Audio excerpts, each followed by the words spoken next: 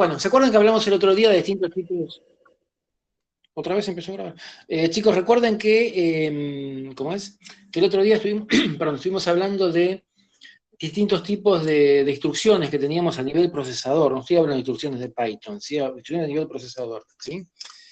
Y bueno, ¿se acuerdan que la clasificamos en tres grupos, ¿no? Que era movimiento de datos, por un lado, aritmético-lógicas por otro, y de salto por otro, ¿sí? Bueno, para aclarar un poquito más eso, fíjense que acá en este PDF, esto es mucho dibujo, pero se ve rápido, les puse un ejemplo de lo que sería mover un byte de una dirección a la otra, ¿sí? No merece comentar, es lo que está en el dibujo, ¿sí? O sea, toma el contenido de 2 bytes y lo mueve a otra dirección de memoria, ¿sí? Acá hay otro ejemplo que es mover un registro, ¿sí? ¿Se acuerdan que hablamos de los registros el otro día? Dijimos que teníamos la memoria RAM, ¿sí? Y por otra parte los registros. ¿Se acuerdan que comentamos que los registros es algo así como una memoria pequeña en tamaño, pero rápida en velocidad, ¿sí? Que forma parte en realidad de la unidad de control, ¿sí? Y bueno, entonces las operaciones que requieren mayor velocidad se hacen sobre estos registros. Entonces hay instrucciones que mueven, por ejemplo, la memoria un registro, ¿sí? Como está en este ejemplo de la diapositiva número 2, ¿sí? Bien. En la 3 pasamos a las aritmético-lógicas, ¿sí? Fíjense, por ejemplo, una instrucción puede ser sumar el contenido de la dirección 106 al registro A y dejar el resultado en el registro A, ¿sí? Entonces, bueno, acá está el antes y el después, digamos, ¿no? Entonces, fíjense, el registro A, ¿sí? Tiene ese valor que dice ahí 1010, ¿está bien? Y el tema era sumarlo a la posición, a la dirección 106 y dejarlo en el mismo registro A, ¿está bien? Entonces, se hace la suma y acá se ve cómo afecta el registro de código de condición, ¿sí? ¿Me explico? Porque puede dar 0, puede dar 2, etc. Distintos bits del registro que se pueden llegar a aprender, ¿sí? En este caso, no da overflow, porque son dos números que se superan, entonces no se prende ni el bit de overflow ni el bit de 0. Ese X quiere decir que queda como estaba, ¿está bien? ¿Está bien? Queda como estaba, no estoy modificando el registro, ¿sí? Bien, acá hay otro ejemplo, ¿sí? Es el mismo ejemplo, perdón, el después, ¿sí? En el cual, es el mismo ejemplo, perdón, disculpen que esta la hice el cuatrimestre pasado y lo agarré ahora. Ven que hace la suma y lo deja en cero para que redundancia, deja en cero el bit 0 y el bit overflow, ¿sí? ¿Se acuerdan que dijimos que el registro de condición de código de condición, según como hagamos la traducción, ¿sí? Se le llama las dos formas. Hay muchos bits, cada bit tiene un significado en particular, cada bit es como una lucecita que prende o apaga, indicando un estado de una operación que se hizo en la PC, ¿sí? De ese gran conjunto de bits que tenemos, uno es el 0, que indica si la operación fue 0, y otro que indica si hubo overflow, ¿sí? Recuerden que overflow es cuando se pasa del máximo entero permitido, ¿está bien? Al hacer una suma. Entonces, por ejemplo, acá la idea era sumar, volvemos al anterior un segundo, era sumar el contenido de, ¿cómo era? De la dirección 106 al registro A y dejar el resultado en el registro A, ¿sí? Entonces ven que hizo la suma, la memoria quedó como estaba, el registro cambió, ¿sí? Tenía el valor 1010, binario, y ahora tiene el valor 0001, que es el resultado de la suma. Si quieren verificar la suma van a ver que da eso, si no me equivoqué al hacer la PPT, ¿sí? Y bueno, y actualiza los 2 bits del registro de código de condición, ¿sí? Chicos, solo les hago un pequeño comentario. Esto es muy simple, lo paso rápido porque es simple, repaso la semana pasada, pero con lo que hablamos hace unos minutos del parcial, fíjense que aunque este PPT se llame clase teórica, de teoría no tiene nada, esto es práctica, y esto sí puede entrar porque son ejercicios, ¿está bien? Esto es ejercicio. Es ver qué pasa si hago una instrucción, ver qué Profe, pasa con la memoria. Sí, eso decime. de que diga cero en donde está overflow, donde está cero justamente, ¿qué significa? Que no hubo overflow ni dio cero. Cero quiere decir que una operación dio cero. Ponerle que yo hubiera sumado menos 10 más 10, el resultado es cero. Entonces hubiera aprendido el bit que dice cero. ¿Bien? Y ponerle que yo hubiera sumado, qué sé yo, estos son números de un byte, hubiera sumado 200 más 200, que se me pasa, acá estoy trabajando con enteros de un byte, si sumo 200 más 200, se me pasa del límite, ¿correcto? Que es 256. Yo si hubiera aprendido el bit de overflow. Prendido quiere decir que se pone en 1, ¿está bien? O sea, cada bit de este registro de condiciones es como una lucecita que prende o apaga, ¿Y ¿sí? el de Si está cero cómo se prendida, aprendería? cuando un resultado de una operación da cero. Esto se usa para después hacer un salto condicional, por ejemplo, salto si es cero, ¿está bien? Ok, ok, Una bien. suma te puede dar cero, ¿sí? ¿Por qué no? Si vos sumás 10 menos 10 te da 0, ¿está bien? Menos 1 más 1 te da 0, o sea, puede ser una Sí, operación sí, sí. matemática. Sí. Entonces, bueno, si da 0 se prende ese bit. ¿Vos decís para qué sirve? Para hacer saltos condicionales después puede servir. Yo puedo decir saltos y 0, ¿sí? Saltos y overflow, ¿sí? Pero lo que quiero decir que esto es práctica, ¿sí? Bueno, la siguiente, en la 5, fíjense que hay un ejemplo de instrucciones de salto. ¿Recuerdan que el contador de programa dijimos que marcaba en qué parte estaba del programa, cuál era mi parte actual por la que estaba pasando? ¿Sí?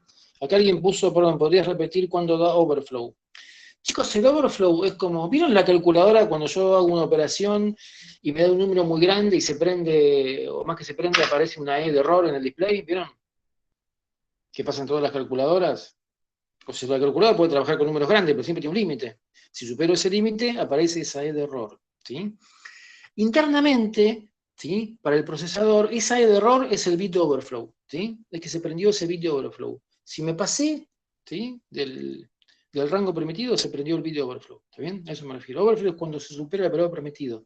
O sea, recuerden que si yo sumo dos números en el papel, no tengo límite. El límite del tamaño de mi hoja lo sumo, pero no tengo límite, ¿está bien? Cuando lo hago en la computadora siempre tengo un límite. Yo trabajo con un byte, con 2 bytes, con 4, con lo que sea, con una cantidad de bytes, pero siempre tengo un límite. ¿Está bien? Entonces, como pusiste vos bien acá, si hubo overflow, aparecería el 1 exactamente. 0 y 1 es como decir prendido y apagado. ¿Está bien? 0 quiere decir no, 1 quiere decir sí. ¿Está bien? Me explico, eso es del 0 y 1. Ponemos 0 y 1 porque recordemos que internamente la máquina trabaja con 0 y 1, pero el 0 se interpreta como no y el 1 como sí. Entonces, si el bit es overflow, 0 quiere decir que no hubo, 1 que sí hubo. No sé si está más o menos claro este tema. ¿Sí, no? ¿Más o menos? ¿Un poco? Chicos, ¿están ahí? Sí, El sí. silencio es preocupante, ¿sí? Bueno, perfecto, bien. Bueno, fíjense, entonces pasamos a la instrucción de salto, diapositiva número 5, ¿sí? Por ejemplo, acá en el control del programa está el valor 107, ¿sí? Lo escribí en decimal para que sea más claro, ¿sí? Y el salto lo que hace es de alguna forma alterar esa secuencia normal que de 107 pasa a 108. No, pasa en este ejemplo al 10C, ¿está bien? O sea, está anexa en el decimal, perdón, está anexa los números. O sea, es como que altero la secuencia normal, ¿sí? De programa. ¿Por qué hago esto? Y es lo que pasa con los if, que va a ser un salto condicional, ¿sí? Si se da tal condición, hago un salto, ¿sí? Esto es a nivel máquina, recordemos. A nivel Python es mucho más fácil. Es un lenguaje más humano, ¿sí? ¿Hasta acá me siguen, chicos? Esto es un pequeño repasito. O sea, más que repaso, es un ejemplo de lo que hablamos la semana pasada, ¿no? De los tipos de instrucciones que teníamos. Bueno, pasemos a interrupciones, ¿sí? Pregunto, ¿a qué le suena la palabra interrupción? Cuando algo se detiene. Claro, justamente, cuando algo se detiene, ¿sí? Entonces, una computadora está ejecutando un programa, ¿sí? Va avanzando con el programa y va ejecutando ese programa, que es lo que ahí dibujé en amarillo, ¿sí? Puede ocurrir algo que haga que se interrumpa esa ejecución normal, ¿sí? Por ejemplo, supongamos una computadora más avanzada como un teléfono. Yo estoy usando el teléfono para manejar esta conversación con ustedes, ¿sí? Y supongamos que suena el teléfono, ¿sí? ¿Qué pasa si suena el teléfono? No es como que se interrumpe el proceso normal y de alguna forma yo tengo que dejar, bueno, según cuál sea, que sea la llamada, ¿no? Pero supongamos que sea algo impostergable, yo podría decirle a ustedes, che, espérenme unos minutos que tengo una llamada que no puedo dejar de atender, ¿sí? La atiendo, hablo con esa persona que me llama, que es, supongamos, un tema importante, corto y vuelvo con ustedes. ¿Me siguen lo que pasó? Puede pasar, ¿correcto? ¿Sí? Es normal que pase, seguramente en los 70 que estamos en la conversación, a alguno le pasó, ¿sí? Le sonó el teléfono, le tocaron el timbre. Me pasó hoy a la mañana que me llegó un paquete, me tocaron el timbre, interrumpí la conversación en que estaba, ¿sí? Nos pasa a todos, ¿está bien? Entonces uno, ¿qué hace? Deja parado lo que está haciendo, atiende ese otro proceso, lo termina y vuelve a lo que estaba, ¿sí? Bueno, eso se da en las computadoras, ¿sí? Y sean grandes o sean chiquitas, ¿está bien? Entonces la computadora está ejecutando un programa y puede pasar una interrupción, puede haber algo que le dice, no, che, cortá con lo que estás haciendo, ejecutame este otro programa y cuando termina vuelve donde fue llamado y sigue con lo que estaba. ¿Me siguen? Eso se llama interrupciones, ¿sí? ¿Por qué se dan las interrupciones? Y bueno, generalmente por procesos externos, ¿sí? Procesos hardware, qué sé yo, por ejemplo, supongamos la computadora que maneja el ABS del auto, ¿sí? Todo auto tiene una computadora que maneja el tema del ABS de los frenos, ¿sí? Entonces, está ejecutando un programa que va controlando qué pasa, qué presión le da a cada disco de freno, etcétera, ¿sí? Y no sé, por ejemplo, de repente detecta que el que maneja apretó bruscamente el freno y tiene que hacer algo, tiene que interrumpir lo que estaba haciendo y de golpe aplicar presión a las pastillas de freno para que frene el auto, ¿me explico? ¿Sí? Entonces, esas son interrupciones, ¿sí? Cosas que surgen que alteran el normal desenvolvimiento de un programa y es algo urgente que merece atención inmediata. No sé si me explico, ¿está más o menos clara la idea? Sí, está clara. ¿Sí? O sea, la computadora del auto, por ejemplo, se está ocupando en ese momento de manejar el audio y me estoy escuchando un tema musical. Y de golpe se entera que le llega un aviso del medidor de nafta que me estoy quedando sin nafta. Entonces por ahí corta y me dice pasar a cargar nafta. ¿Me entienden lo que digo? Eso es interrupciones. ¿Sí? Pasa algo, ocurre un evento que hace que tenga que suspender lo que estoy haciendo, la máquina, y pasa a ejecutar una rutina de atención e interrupción. ¿Sí? ¿Me sigue más o menos la idea? Todas las máquinas manejan interrupciones, en mayor o menor medida, pero todas manejan interrupciones. ¿Sí? Bueno, acá lo puse, se produce algún evento, interrupción. Hasta acá está claro, chicos, esto es una mezcla de varias cosas distintas, ¿no? ¿Está claro hasta acá? Sí, sí. Sí, Sí, no es difícil, ¿no? Bueno, pasamos a la 7, que dice tipos de lenguaje. Vamos cambiando, porque no son cosas muy, muy complejas, por eso las vamos mezclando, ¿no? Y para que no sea tan aburrido. Es aburrido igual, pero el tema es que no sea tan aburrido, ¿sí? Bien, tipos de lenguaje. Fíjense qué dice ahí. Código de máquina, assembler, alto nivel, declarativos. ¿Sí? Esto sí es repaso porque lo hablamos la semana pasada. Comienzo con una pregunta. El Python que usamos nosotros, ¿en qué nivel de estos cuatro se ubica? ¿En cuál de estas cuatro categorías se ubica? Alto nivel. Alto nivel, justamente. ¿Sí? Entonces, código de máquina es el código puro, unos y ceros. ¿Sí? Imposible de entender, muy difícil de entender para personas, para humanos. ¿Sí? Assembler es llevar esos códigos binarios a palabras que sean más humanas. Por ejemplo, responder, qué sé yo, 0, 1, 1, 0, lo que sea, una secuencia de ceros por sum, ¿sí? Por sumar, etcétera, ¿sí? Está un poquito más cerca del humano porque me vuelvo loco viendo 1, 0, 1, 0, 1, 0, veo por lo menos palabras, pero sigue siendo bastante difícil, ¿sí? Es simplemente, la lógica es la misma, lo que pasa es que se cambiaron los unos y ceros por palabritas.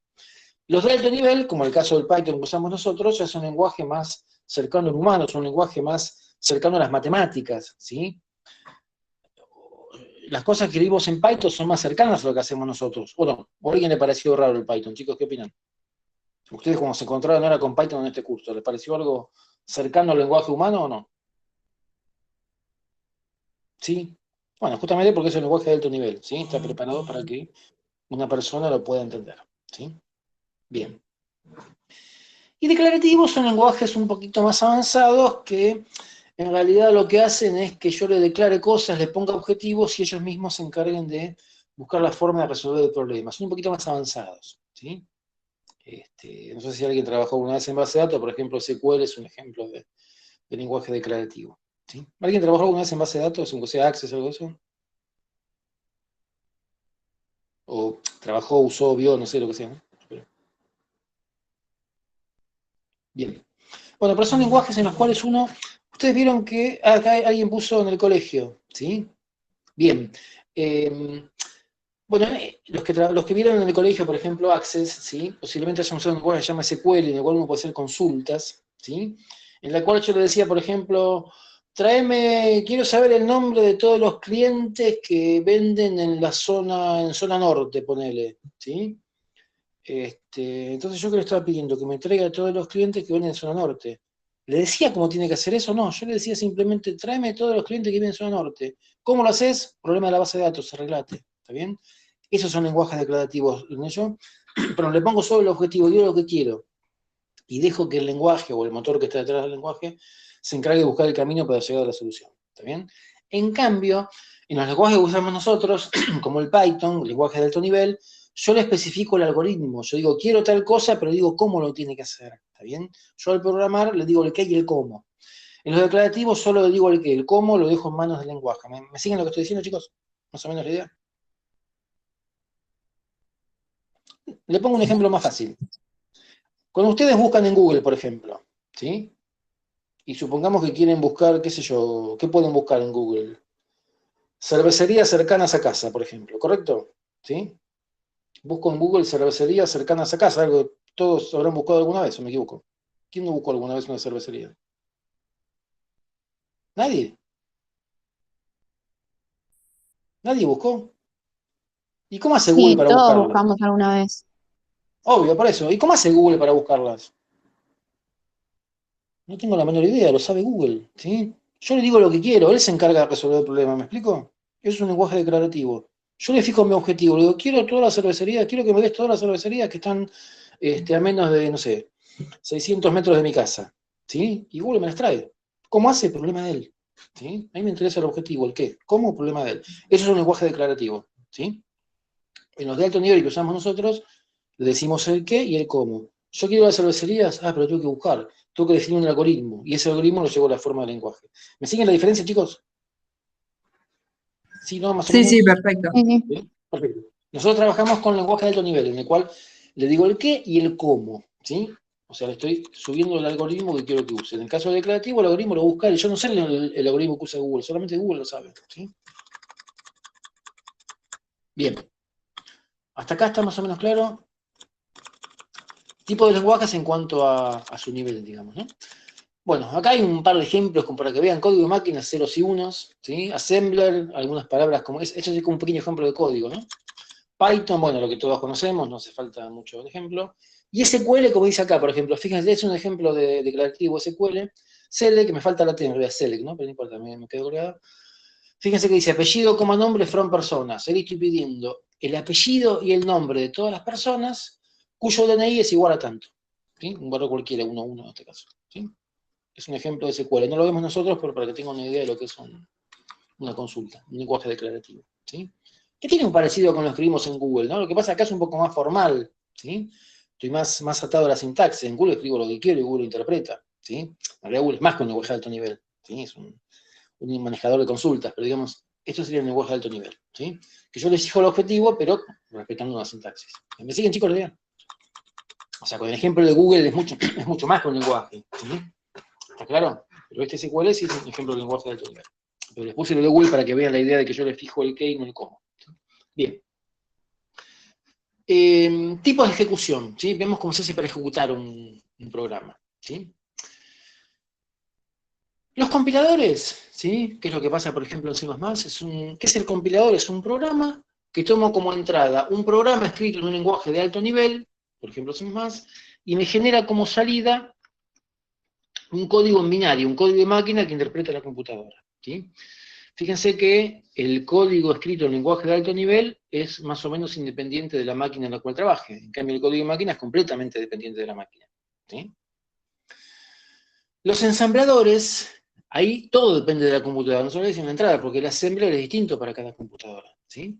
Al tener distintos códigos binarios, tiene distintos códigos de assembler. Entonces no va a ser igual para todas.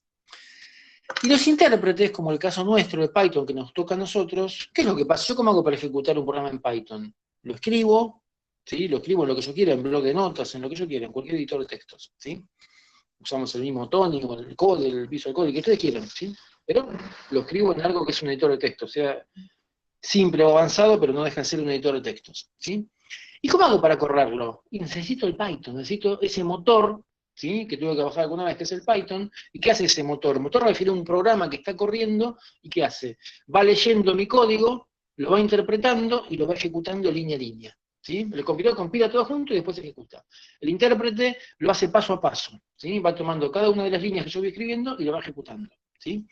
Por eso vieron que un programa escrito en Python, si tienen, no sé, 10 líneas y hay un error en la línea 8, primero me ejecutó las 7 anteriores y luego me dio el error, ¿sí? ¿Me siguen? En cambio, un compilador, para poder compilar, tiene que estar todo bien, si no, no compila. ¿Me siguen lo que estoy diciendo? ¿Sí, no? Bueno, acá está Sí. el esquema de lo que pasa con un compilador. Repito, no es el caso de Python, esto es, por ejemplo, para C++. Parto del programa fuente, que es lo que yo escribo, el compilador me genera un programa objeto, y luego el link editor lo junta con las librerías y sale el ejecutable. ¿Qué son las librerías? Que las tenemos también en Python. Son conjuntos de programas que ya están hechos y que yo los uso, ¿sí? Por ejemplo, en mi programa Python yo puedo querer calcular, no sé, una raíz cuadrada, por ejemplo, ¿sí? ¿Y cómo hago para calcular la raíz cuadrada? ¿Me voy a poner a analizar cómo se calcula? No, uso algo que ya está hecho, alguien ya lo programó, ¿sí? Y llamo a esa rutina que alguien hizo para calcular la raíz cuadrada. ¿Me siguen, chicos? ¿Sí, no? ¿Sí? O sea, siempre uso librerías o bibliotecas, ¿sí? Perdón, no entendí eso de librería. Claro, vos fíjate que, por ejemplo, haces un programa Python que tenga que calcularte, a ver, ¿qué puede ser? El logaritmo de un número, ¿sí? Vos tenés que saber el logaritmo por un cálculo que estás haciendo. ¿Qué vas a hacer? ¿Te vas a programar algo que calcule el logaritmo? Viste que el logaritmo se puede calcular como una serie matemática. Se puede hacer, pero no es fácil. ¿Está bien? ¿Por qué no es fácil? Pero como alguien ya lo hizo, yo uso eso que alguien hizo y lo uso bajo la forma de librería, ¿sí? Alguien me armó una librería que me permite hacer muchas cosas matemáticas. Por ejemplo, calcular el logaritmo. Entonces yo cada vez que en mi programa Python quiero sacar el algoritmo, no me lo voy a poner a programar. Uso eso que alguien ya hizo. Porque es un trabajo de locos programar un logaritmo, no es fácil, ¿está bien? Pero como alguien ya lo hizo, yo lo uso. Y eso que uso está en la librería. Vamos a ver más adelante, podemos usar más. Dentro de un par de clases vamos a ver librerías en Python, ¿sí? ¿Me siguen? Pero más o menos para que les quede la idea. Después vamos a ver el detalle de cómo lo uso. Pero esa es la idea, es aprovechar algo que ya está hecho, ¿sí? No sé si me explico. Ok, bien. Bueno, intérprete, este es el caso del Python, ¿sí? El intérprete toma el programa fuente, toma también las librerías y lo va ejecutando en la computadora. Pero el intérprete corre sobre la computadora, ¿sí? El intérprete está corriendo sobre la computadora y esto es lo que pasa en Python, ¿sí? Con máquina virtual es una cosa intermedia, ¿sí? Y esto se usa en los dos lenguajes que más se usan, que son el C# y el Java, ¿sí? A nivel laboral me refiero, ¿no? Los que más se usan, donde es una cosa intermedia. Uno en realidad escribe un programa fuente, se compila, genera un código intermedio, y luego un intérprete toma ese código intermedio y lo ejecuta en la computadora junto con las librerías, ¿sí? Es como una mezcla de ambas cosas, ¿sí? Es una mezcla de compilado y de intérprete, ¿sí? No es el caso de Python, esto pasa en C# y en Java, ¿no? Fundamentalmente. O sea, fue Java el que inventó un poquito esto, pero luego lo adoptó también C#, ¿sí? Pero los lenguajes que más se usan a nivel laboral, que son justamente esos dos, Java y C#, trabajan de esta forma, ¿sí? Python también se usa, pero es más para uso académico, para otro tipo de cosas, ¿no? Pero a nivel laboral en sistemas se utiliza más el Java y el C#. Bien, bueno, acá les dejo un par de ejercicios, ¿sí? Que tienen que ver con lo que vimos la semana pasada, que es tomar el nombre y apellido de cada uno, ¿sí? Y llevarlo a binario usando el código ASCII, ¿sí? Fíjense que, vuelvo a repetir lo que dije hace un ratito, que tiene que ver con el parcial. Esto figura como teórica, pero hay ejercicios, y son ejercicios que sí pueden entrar en el parcial, ¿sí? Perfectamente esto puede entrar en el parcial, ¿está bien? Escribe el nombre y apellido, llevarlo a binario usando el código ASCII, ¿sí? Y luego dice, serializar la información anterior para transmitirla usando paridad. ¿Qué significa esto? Transformar los bytes en bits y calcular la paridad, ¿sí? ¿Se acuerdan que la paridad? Poner un 0, logrando que, en este caso dice paridad par, haciendo que la cantidad de 1 sea par, ¿sí? ¿Siguen, chicos? Así que les dejo pendiente después para acá esos ejercicios, ¿sí? ¿Hasta acá estuvo todo más o menos claro? Sí, se entendió todo. Dale, perfecto. Pasamos a la siguiente, entonces, al otro PDF, que es el que dice clase 6, ¿sí? Como estas PPT las hicimos desde el cuatrimestre pasado, porque por el tema de dar clase a distancia, y bueno, como esta cosa rara que hicieron en la facultad, que hubo un cuatrimestre largo y otro corto, entonces ahora algunas clases que se daban en, temas que se daban en 2 clases ahora se dan en una, está bien, pero es más o menos lo mismo, no son temas complejos, o sea que se pueden ver sin problemas, no se complican para nada en eso, ¿sí? No es ninguna complicación para ustedes. Por eso aparecen a veces 2 PPT juntas en una clase, nada más que por eso, ¿sí? Bien, ejercicios de la semana pasada, ¿no? Dice la semana pasada porque esto obviamente está preparado para hacer 2 clases distintas, y que las hacemos juntadas, ¿sí? Bueno, son los mismos 2, o sea, parezco tonto repitiendo lo mismo, pero repito, estaba pensado para darlo en 2 clases distintas, pero bueno, eso fue el cuatrimestre pasado, y los tuvimos que juntar, ¿sí? Bien. Diapositiva siguiente, la 2, capas. ¿Alguien va a decir por qué no las modifiqué? Por una razón muy simple, que perdí los fuentes. No tengo los PDF y no tengo más los PPT. Por eso no las pude modificar y quedaron así. Pero no importa, el cuatrimestre que viene seguramente se volverán a utilizar de otra forma. Capas.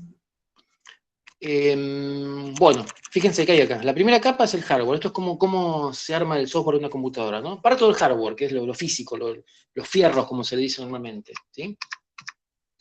Luego está el firmware, que es esa parte de software que está como pegada al hardware y que es completamente dependiente del hardware, ¿sí?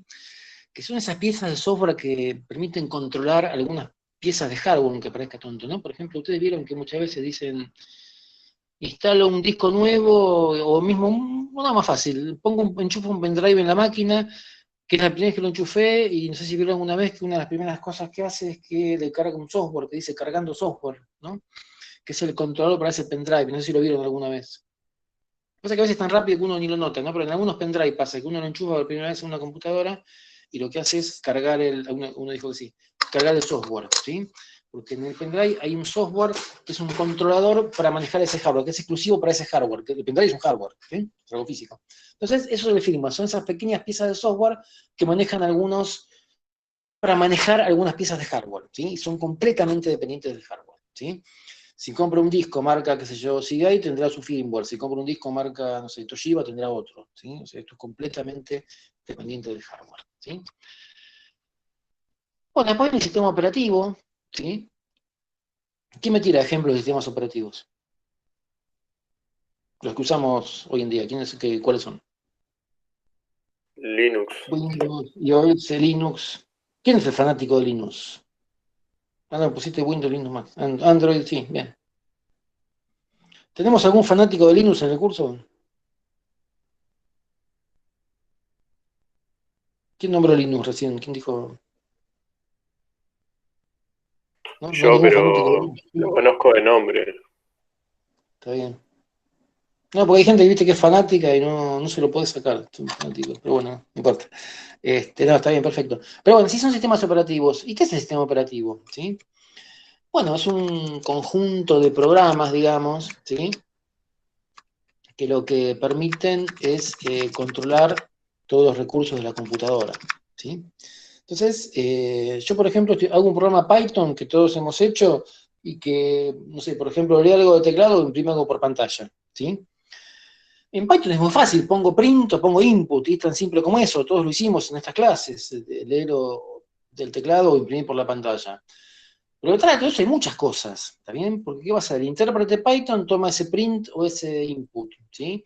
¿Y qué hace? Lo interpreta y lo ejecuta. ¿Y cómo hace para ejecutarlo? Y tiene que llamar al sistema operativo, porque es el que maneja la entrada y la salida, ¿sí? La vida del sistema operativo, por ejemplo, que tiene que leer al teclado. ¿Y el sistema operativo qué va a hacer? Se va a comunicar con el firmware que maneja el teclado, ¿sí? Eso lo devuelve el valor a la tecla apretada, que se lo pasa al sistema operativo, y este se lo pasa al intérprete de Python, y ese hace que aparezca por la pantalla. ¿Me siguen?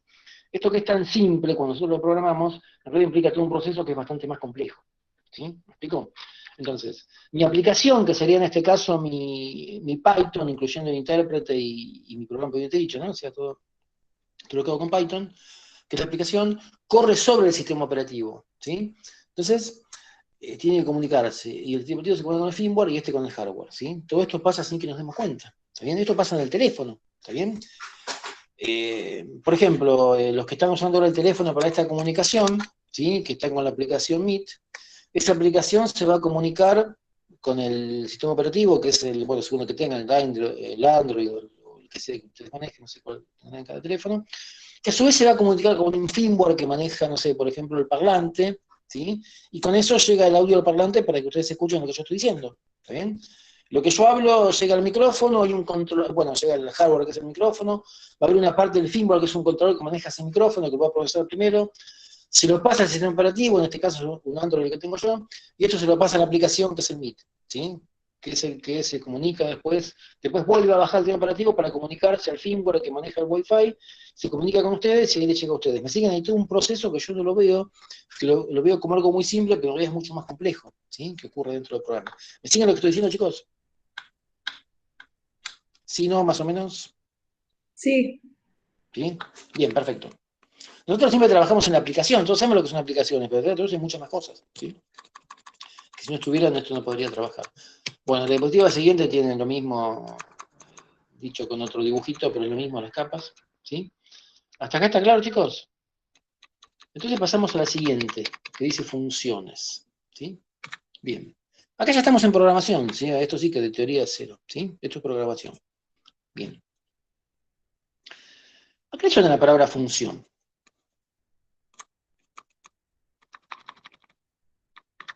Todos escuchamos la palabra función, es justamente eso que escriben ahí, f de x, ¿sí? La palabra función, justamente como bien pusieron ustedes ahí, uno de ustedes ahí, nos lleva a matemática, es una palabra que viene de la matemática, ¿está bien? Pero la adoptamos en informática, ¿está bien? Pero el concepto de función viene de matemática, es un concepto matemático, ¿sí? Bien, ahora vamos a ver por qué, cómo lo relacionamos, cómo se relaciona esto la matemática con la informática, ¿sí? Con la programación en particular, ¿sí? Veamos por qué aparecen las funciones en informática. Antes de ver qué son, veamos por qué aparecen, ¿no? Por la necesidad. Supongamos que yo hago un programa, por ejemplo, en nuestro caso en Python o el lenguaje que sea, ¿sí? Que maneje, qué sé yo, la contabilidad de una empresa, ¿no? Caso típico, no soy muy original en lo que estoy diciendo, pero que maneje la contabilidad de una empresa, ¿sí? Bien, ese sistema que maneja la contabilidad seguramente va a tener que generar informes, ¿sí? Ya sea por pantalla, por mandado por mail, por un PDF, por lo que sea, pero de alguna forma va a tener que generar un informe, ¿sí? Por ejemplo, para informar, qué sé yo, el diario, el mayor, todas esas cosas que están en contabilidad, ¿no? Seguramente alguno de ustedes va a saber mucha más contabilidad que yo para entender mejor lo que estoy hablando, ¿sí? Entonces, esos informes, distintos informes que generan las distintas partes del programa que estoy haciendo para manejar la contabilidad de la empresa, ¿sí? Seguramente tendrá que hacer algunas cosas en común, ¿sí? Por ejemplo, imprimir los encabezados, ¿sí? Seguramente todos los informes tendrán un encabezado bastante parecido, que tendrá, qué sé yo, nombre de la empresa, tweet, dirección, mail, teléfono, etc. ¿Sí? Va a haber unos datos fijos que van a aparecer en el logo, ¿sí? Unos datos fijos que van a aparecer en todos los informes. ¿Me explico lo que estoy diciendo? De toda la gran cantidad de informes que seguramente va a generar este aplicativo que estoy haciendo o que queremos hacer para manejar la contabilidad de la empresa, seguramente en todos los informes va a haber una parte que es como común a todas, ¿sí? Que es imprimir ese logo, ese nombre, etcétera, que aparece como encabezado en todos los informes, ¿sí? Entonces, fíjense que si yo tengo, supongamos, 20 informes, y los 20 obviamente me generan ese pedacito de código, ese pedacito o sea, muestran ese pedazo que es común a todos, ¿no? Del nombre, dirección, etcétera, ¿sí? Es como que tengo que tener un código repetido 20 veces. Digo 20 porque dijimos que era 20, por ejemplo, la cantidad de informes, ¿no? Tengo que tener un código repetido 20 veces. ¿Están de acuerdo con lo que estoy diciendo?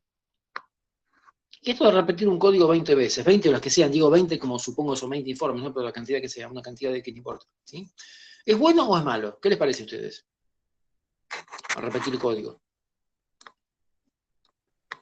Es malo.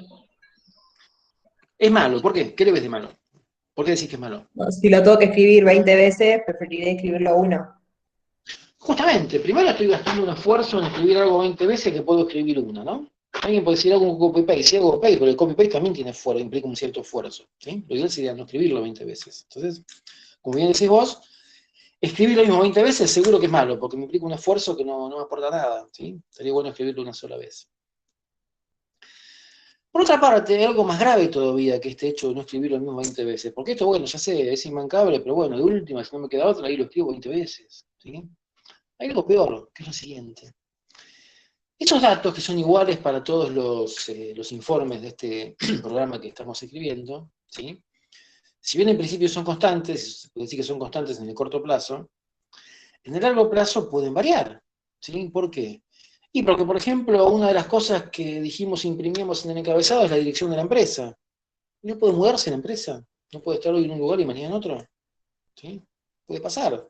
No va a pasar todos los días, pero puede llegar a mudarse. Entonces, si la empresa se muda, yo debería cambiar la dirección de esos que aparecen en esos informes, ¿sí? Si tengo ese código repetido 20 veces, ¿cuántos cambios tengo que hacer? 20. 20, ¿sí? Con lo cual, nuevamente, tengo un trabajo pesado que es cambiar 20 veces lo mismo. Estaría bueno cambiarlo una sola vez. Y lo que es más grave todavía, me puedo equivocar, ¿sí? Supongamos que la dirección cambie, pase de ser Paseo Colón 850, pase a ser Las Heras 2214, ¿sí? Y yo sea medio tonto y me equivoque, y por ejemplo, en uno de los 20 me olvidé de cambiarlo y me quedó como Paseo Colón 850. Y es un problema, porque va a aparecer mal un informe, que posiblemente es un informe que vaya a clientes y afecta la imagen de la empresa. ¿Me siguen? O sea, me puedo equivocar. Y en otras me equivoqué y en vez de poner Las Heras 2214 le puse Las Heras, no sé, 2820, qué sé yo. ¿Sí? Es grave, ¿sí?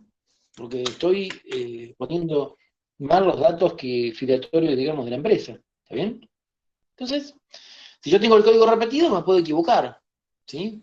Y si me equivoco en un lugar y en otro no. Esto es más grave que equivocarme siempre, porque si me equivoco en todo, en los 20, me voy a dar cuenta más rápido que me equivoco, porque va a saltar enseguida, alguien me va a decir, che, te equivocaste, pusiste en vez de paseo con 850, 852, me van a avisar enseguida, me voy a enterar. Pero si tengo 20 informes y me equivoqué en solo uno, igual tarda un tiempo en saltar. Y me avisan cuando ya es tarde, cuando ya esto fue los clientes. ¿Me explico lo que estoy diciendo? ¿Sí? Entonces, repetir seguro que es malo. No solo por el trabajo que me da, sino por los errores que me puede acarrear. Si yo me equivoco, tardo en darme cuenta, no me doy cuenta enseguida. Es mucho más probable que me equivoque. ¿Está bien? Entonces, si lo escribo una sola vez, por supuesto que me puedo equivocar, me voy a dar cuenta más rápido.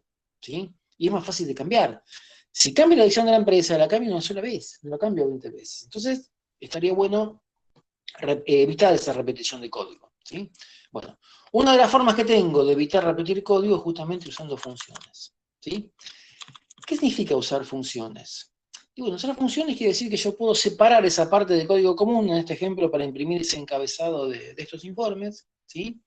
Y hacerlo en un, digamos, programita separado, ¿sí? Y luego, cada vez que mi programa tenga que escribir que imprimir ese encabezado del informe, y simplemente llamo mi programita. Escribí ese programita una sola vez, y luego llamo a ese programita, ¿sí? ¿Me siguen lo que estoy diciendo? Chicos, ¿me siguen? ¿No me siguen? ¿Me siguen algo? Yo sí. Dale, perfecto. Bueno, dos sí, ya asumimos que es genérico, que todos entienden, ¿sí? Perfecto. Bien. Fíjense que acá en la diapositiva número... ¿Qué número es esto? No me parece el número, che. Bueno, no importa, hay una diapositiva que dice... en la 5, perdón, me parece el número. En la diapositiva 5, fíjense que habla de consecuencias del código repetido en un programa y dice, bueno, por un lado que es más difícil de mantener. ¿Qué significa eso? Lo que dijimos recién, ¿sí? ¿Qué es mantener? Mantener un código es administrar los cambios. ¿Qué son los cambios? El ejemplo que yo les dije, cambió la dirección de la empresa, ¿sí? Si lo tengo una sola vez, lo cambio en un solo lado. Si lo tengo 20 veces, lo tengo que cambiar en 20 lados distintos. Con lo cual me equivoco, ¿sí? Y me genera un problema. Porque lo más grave no es equivocarme en los 20, equivocarme en uno solo los 20, que va a saltar después. ¿Sí? Voy a generar inconsistencia de datos. Tendré distintas direcciones para una empresa, cosa que es grave. ¿Sí? Y además uso más memoria. ¿Por qué uso más memoria? Y porque ese código ocupa una cantidad de bytes. Si lo tengo 20 veces, la cantidad de bytes multiplicado por 20. Si lo tengo una vez sola, esa cantidad de bytes, nada más. O sea, supongamos que el código sea, no sé, 100 bytes. ¿Sí? Si lo tengo repetido 20 veces, ¿cuántos bytes voy a ocupar? Chicos, ¿ahí están despiertos? Si el código ocupa 100 bytes, ¿no? El código para imprimir los informes, y lo repito 20 veces, ¿cuántos bytes voy a emplear de la memoria? 2000, perfecto. En cambio, si lo escribo una sola vez, ¿cuántos bytes voy a emplear? 100, obvio. ¿Sí? Ahorro memoria. ¿Sí? Perfecto. ¿Sí? Entonces, una de las ventajas es ahorrar memoria. Y la otra, que es la más importante, y por eso ahí lo puse en letra más grande, es que si uso funciones, simplifico el mantenimiento.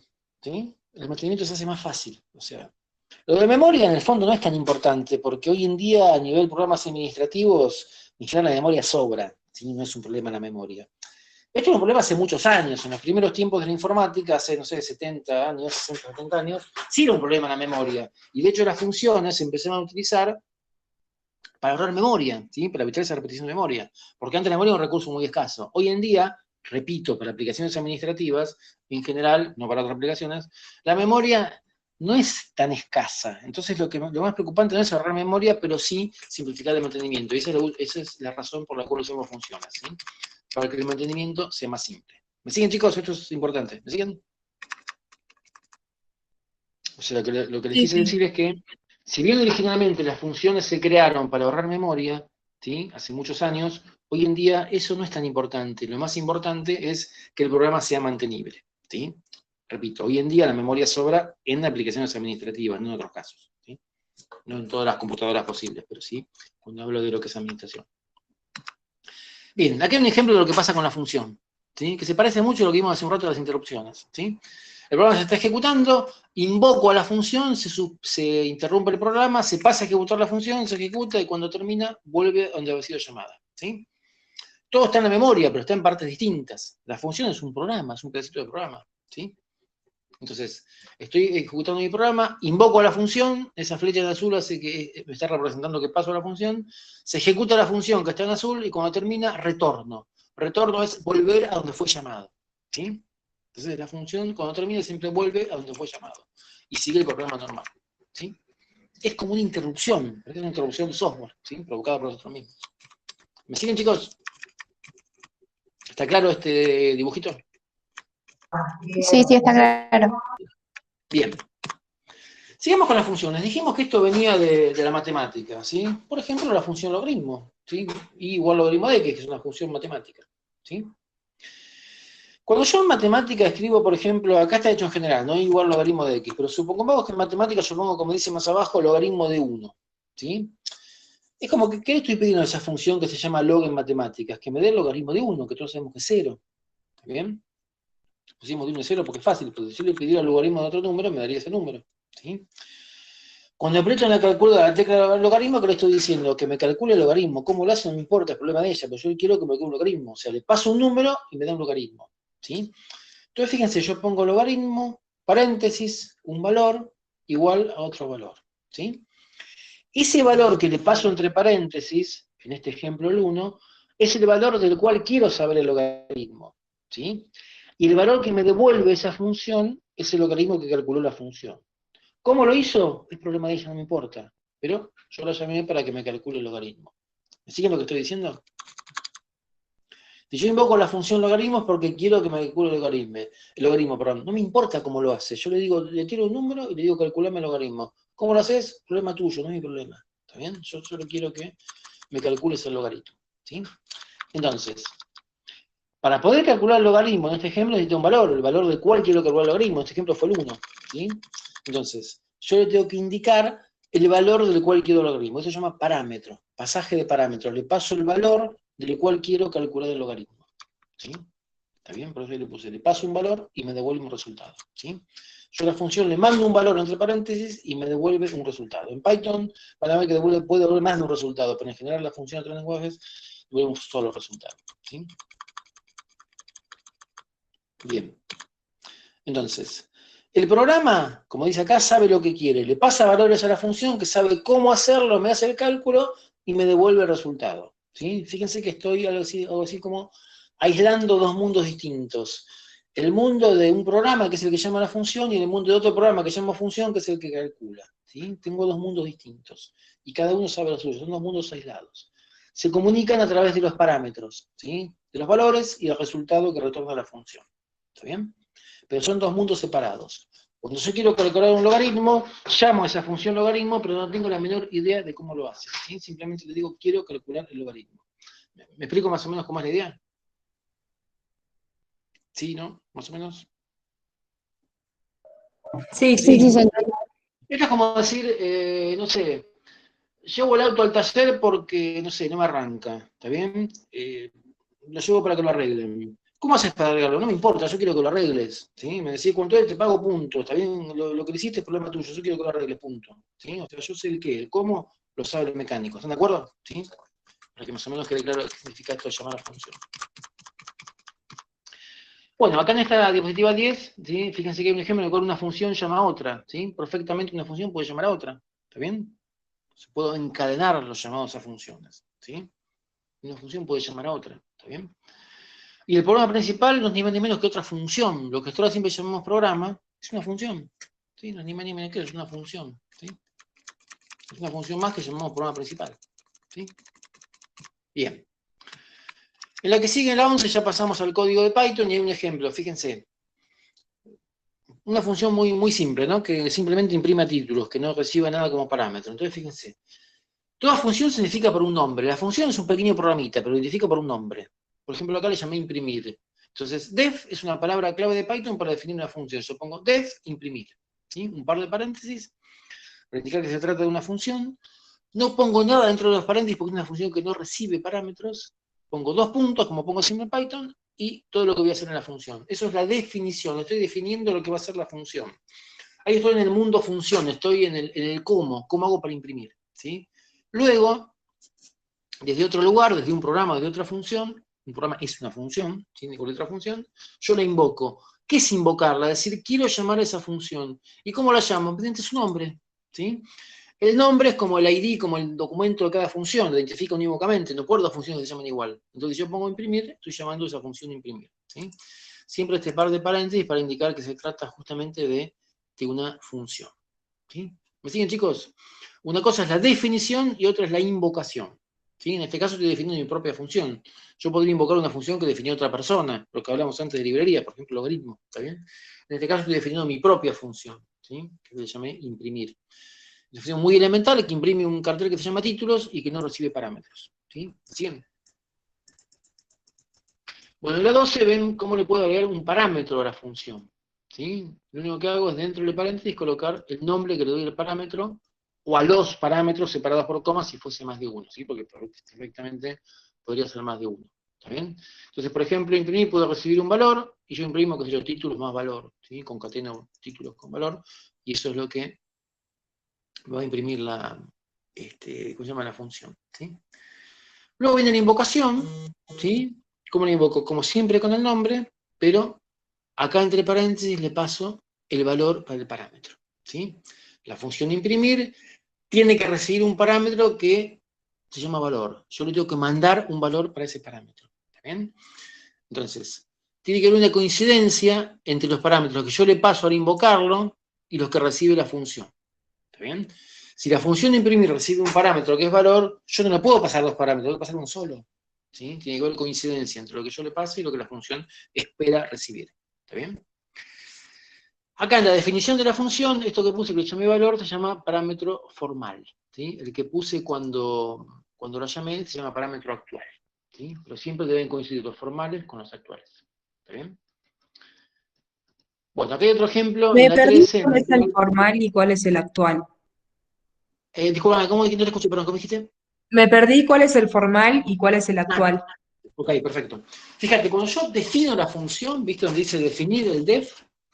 Ese parámetro que puse ahí, que en este ejemplo le llamé valor, es el parámetro formal, es el que pongo cuando defino la función, ¿sí? Formal cuando la defino. El actual es el que coloco cuando la llamo, que acá le puse, por ejemplo, primero, que es una constante, ¿está bien? El parámetro formal siempre es una variable, porque estoy recibiendo un parámetro, ¿sí? El actual es lo que yo le mando, que puede ser una constante, una variable, lo que sea. En este ejemplo es una constante. No sé si me queda claro. El formal cuando la defino, el actual cuando la invoco, ¿sí? Listo, Así que, gracias. chicos, y siempre tienen que coincidir en cantidad. No puedo tener un parámetro formal y dos actuales. Tienen que coincidir, ¿sí? O sea, cuando yo invoco una función, sé los parámetros que recibe. Chicos, ¿se acuerdan que dijimos que son dos mundos separados? ¿Sí? Yo que estoy invocando la función sé el qué, no sé el cómo es problema de la función, pero sí sé los parámetros que recibe, ¿está bien? Yo no sé cómo va a ser la función para resolver su problema, pero sí sé lo que necesita, lo que le tengo que pasar, ¿está bien? Sí conozco los parámetros que tiene que recibir, eso sí lo conozco. Lo que se llama la interfase sí la conozco, ¿está bien? La interfaz entre función llamada y llamador, ¿sí? Bien, y en la 13 tengo un ejemplo de valor retornado. Dijeron que la función puede recibir valores y también retornarlos, ¿sí? Entonces acá pusimos un ejemplo muy tonto, una función que se llama sumar, ¿sí? Fíjense que puse def sumar, que recibe dos valores, ¿sí? Si recibo más de uno, los separo por una coma, por varias comas, si son más de dos, ¿sí?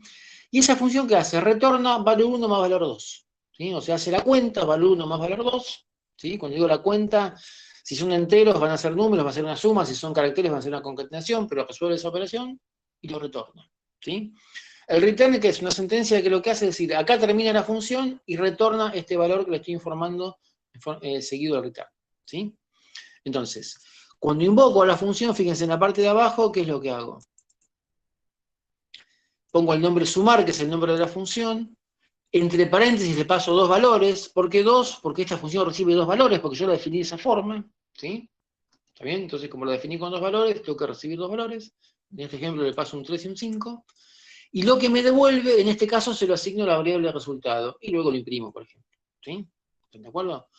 En este otro ejemplo, ¿qué hago? Invoco a la función, le paso lo mismo, 3 y 5, pero lo que me devuelve, acá directamente se lo paso a print. ¿Está bien? Para que lo imprima. No lo guardo en una variable. Puedo hacer lo que quiera con el resultado, lo uso de alguna forma. ¿Sí? Lo mando a una variable, lo imprimo, lo que sea. Pero tengo que hacer algo con ese valor, digamos, que me devuelve la función. Chicos, ¿me siguen hasta acá más o menos la idea? Esto después hay que practicarlo, por supuesto, pero ¿me siguen más o menos la idea?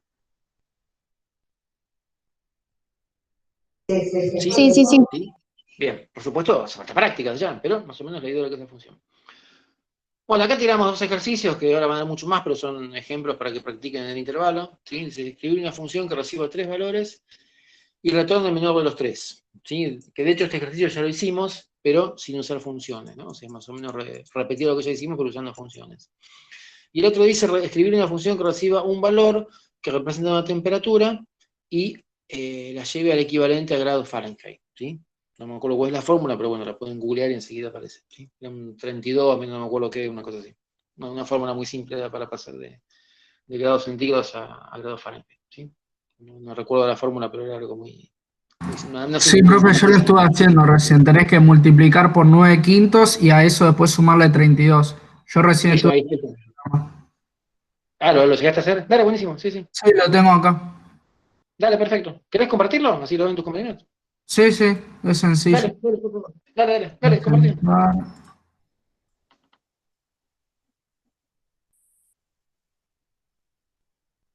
A ver si corre. Le ponía 4, por ejemplo, y me daba el 39.2 y después lo pones en internet y es eso. Funciona. Está bien, igual te digo, yo haría lo siguiente, ¿no? Porque vos fijate que en el enunciado que yo te escribí dice escribir una función que reciba un valor que represente la temperatura y retorne el equivalente en grados Fahrenheit, ¿está bien? Sí. Entonces, en realidad vos deberías agregar un parámetro a esta función, ¿sí? La función se llama centígrado Fahrenheit, perfecto, ¿está bien? Pero debería recibir entre paréntesis el valor que querés convertir y no hacer el input dentro de la función, ¿está bien? El input y el print lo deberías hacer fuera de la función, porque el objetivo de la función no es ni leer ni imprimir, es simplemente hacer la conversión, ¿está bien? Entonces el input no tiene que estar ahí adentro, ¿me explico?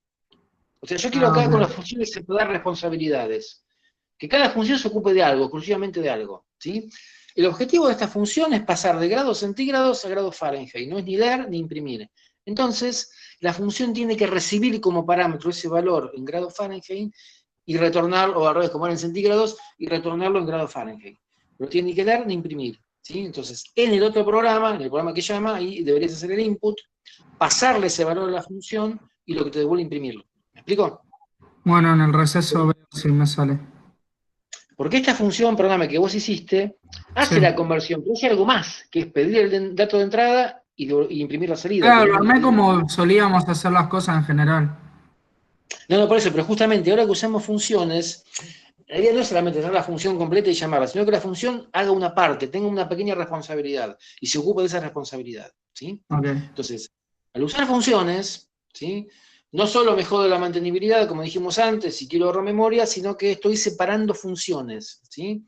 Estoy separando responsabilidades. Cada función tiene su funcionalidad, valga la redundancia, ¿sí? Se ocupa de hacer eso, y nada más que eso, ¿sí? Al separar responsabilidades yo facilito el mantenimiento, ¿está bien? ¿Por qué? Porque si hay una falla en la conversión de centígrados a Fahrenheit, y yo sé que tengo que atacar esa, si hay un error, tengo que ir a esa función, ¿está bien? Pero si hay un error en la lectura y la escritura, no, porque la maneja otra función, ¿me explico? Entonces lo importante es separar responsabilidades.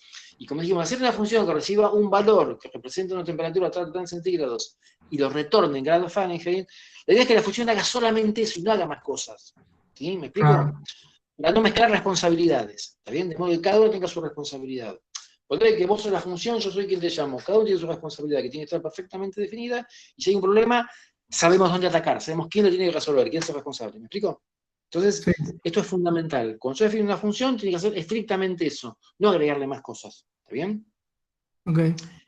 Salvo que agregue cosas para mejorar su funcionalidad, que es otra historia, ¿no? ¿Qué sé yo?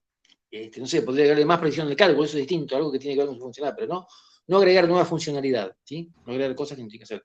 Chicos, ¿todos me entendieron esto? Está perfecto lo tuyo, muchas gracias. ¿Sí? Genial. Chicos, ¿entendieron todos este tema? Sí. ¿Sí? Bien. Bueno, los dejo, chicos, servicios, les dejo que resuelvan estos dos ejercicios en el intervalo, hacemos un intervalo y seguimos, no sé, media hora más o menos, ¿les parece? Tipo 5 y 10, ¿está bien? Es un intervalo que es mezcla de dos cosas, ¿no? Es tomar el café más hacer este par de ejercicios que son muy simples, ¿sí? Hacemos 15 para café y 15 para hacer el ejercicio, ¿les parece? Dale. Perfecto. Listo, chicos, 5 y 10 más o menos por ahí.